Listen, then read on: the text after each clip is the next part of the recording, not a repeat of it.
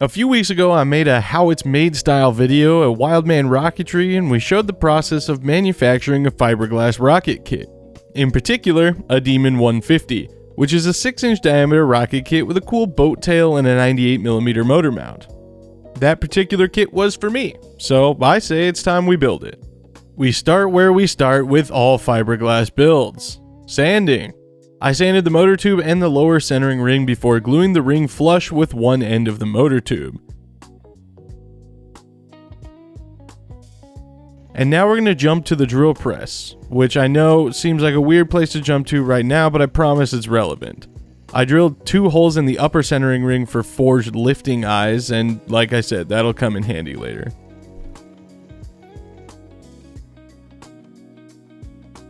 Since the rocket has a boat tail, the assembly process is going to look a little bit different than most rockets you see me build. In this case, the fins don't even reach all the way down to that lower centering ring, and I wanted to make sure it's real secure, so I gave it a big giant fillet with Aeropoxy structural epoxy. After that cured, I moved on to installing the Aeropack retainer. The single grain 98mm case makes a really good alignment tool. The boat tail means we can't install the retainer afterwards, so it has to go on now. I also added some nuts on the backside of all the hardware on that retainer because there's no getting this thing out, and if it ever comes loose, it's going to be a bad time. From there, I sanded the inside of the tail cone assembly and lathered it with more Aeropoxy, then inserted the motor mount assembly to seat and bond the rear ring and retainer assembly. The top ring also goes in here, but it does not get glued. The twin eye bolts are not only going to be a great shock cord anchor down the road, but it makes it easy to remove the top centering ring so that I can get in from the front of the assembly after the fins are glued and make nice internal fillets easily. In theory, at least. We'll get to that in a bit. Now though, it's time to glue the fins on, and you already know what I'm about, so I tagged those dudes in with CA and eyeball aligned them all. I was going to use an HPR Tools fin guide, full disclosure, but the fin span meant that I couldn't get a smaller one on from the backside, and using a 6-inch one would have been too big so it just was a thing. Plus, I got this.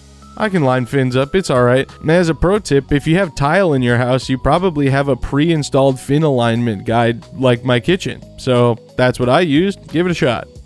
Once the fins were all bonded in place, that meant it was time to do those nice, easy, accessible internal fillets I talked about earlier.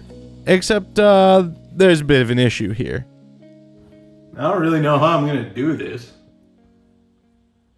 Alright, I've been trying to figure out how I'm going to go about doing these internal fillets without making myself hate myself too much. So, I have a plan. Initially, my plan was to do what I did with the V2, use this opening, put some hose on the end of an oral syringe and inject it from the front, but there is a little bit of an issue with that, and that's that it would kind of waste a lot of epoxy because you're filling the entire hose worth, and this stuff, which I'm using for the internal fillets, is really expensive. So I don't really want to waste a bunch of it, but they are way down there. So I thought about using the old mega stick like I did on the 4-inch Demon build, but that's just going to wind up getting epoxy everywhere. So I decided I'm going to do the old standby. I'm going to put some holes in right at the root of the fins, and then I'm just going to inject the epoxy directly in, and then we'll use the mega stick for maintenance and upkeep in there if we can, because I really don't want the epoxy to run off the back of those fin tabs because there's nothing back there to stop it. So off I went. I drilled some holes, and yes, I am wearing a KN95 mask, or in many cases a full-blown respirator for drilling, sanding, cutting, and everything else with fiberglass. My friend is in the composite industry and has put the fear of fiberglass or carbon fiber bits and particles in my lungs into me like nobody ever has before. Anyway, back to the fillets. To maximize the flow rate, I chopped the tip of the syringe off and then drilled the hole out as big as I could without destroying the tip and collapsing it on itself. Then I mixed up some more Aeropoxy and I carefully dribbled it into the syringe. Then I injected about 5 milliliters of epoxy into each hole. From there, I used my heat gun for 2 reasons. One, heating the epoxy up makes it less viscous, and it allowed me to rock the boat tail assembly back and forth and level out the fillets as best that I can. And 2, heating the epoxy up makes it cure faster, so I could get through this whole process faster. By the 4th set, I got this whole process pretty well dialed in. It's been a long time since I've done injected fillets, and I've never actually done it with this epoxy before. I'm pretty stoked with how these came out. You can see that I changed the amount of holes that I was drilling in each of the sets by the time I got finished with it, but overall, super happy with how these came out. So now I just have to hope that it doesn't pull a V2 and give me nightmare fuel for my decision to put internal fillets on this, because let's be real, that aero pack is now a permanent part of this rocket as well. And because that's, I mean, it's bolted to the centering ring. The centering ring is the same diameter as the aero pack flange. That's glued in there. There was really no way around that. So if something breaks on this rocket, it will be quite an archaeological endeavor to fix anything. So really hope it doesn't, and yeah. Next up, I took a length of 3/8 tubular Kevlar and tied each end to the 2 eye bolts on the forward ring with double cinch knots, and then back taped the tails with electrical tape. Like the retainer, if these knots come undone, it's going to be a really bad time trying to fix that situation. Once everything was secured to my liking, I sanded the centering ring and the inside of the tail cone coupler, then epoxied the ring in place and let it cure. After it cured, I potted the entire assembly into the coupler with a layer of epoxy and let it cure, because I want to ensure that this joint is extremely secure. This is going to anchor the entire recovery system. I'm probably still going to attach a small backup harness to the top of motor cases. I call it a whoopsie whip, just in case somehow these manage to get pulled out. I'm just never really confident in an anchor that's just a centering ring glued in with no backing, like being butted up against the fins and having internal fillets. So there's a lot of epoxy in there, and I'm still a little bit concerned about it.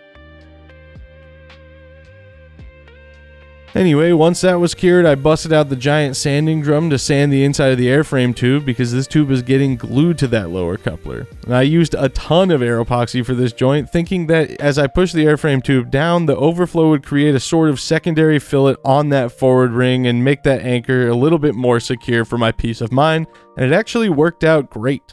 All right, folks, that is going to be a wrap for this video and a wrap for my build videos for 2025. This is where it comes to an end, but a good way to end, I think. So a good look at the Demon 150 in its glory with its 4th fin. It's about 8.5 feet tall. Right now it weighs just over 20 pounds, but keep in mind there's no fillets, no recovery gear or anything in there yet. So it'll gain some more bulk. I was anticipating it being between 30 and 35 pounds by the time it's done. We're pretty on track for that.